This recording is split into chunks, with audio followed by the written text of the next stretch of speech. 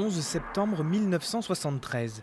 Le palais présidentiel chilien est bombardé par les putschistes du général Augusto Pinochet, un événement qui met fin à la présidence socialiste de Salvador Allende et marque le début d'une dictature brutale. Au total, 3200 personnes seront tuées et 38 000 torturées.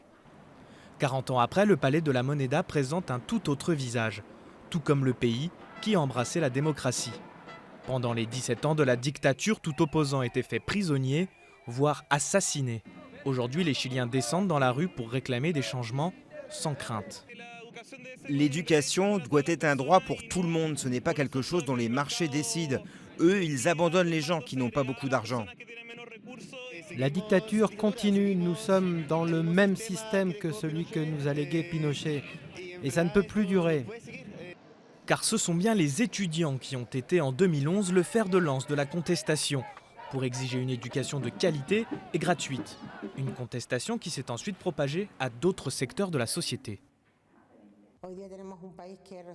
Aujourd'hui, nous avons un pays qui a décidé de descendre dans la rue pour des revendications diverses. Ça a commencé avec une revendication en faveur de l'éducation, puis d'autres choses, et ensuite une plus grande conscience de ce qu'il faut changer de l'héritage de la dictature.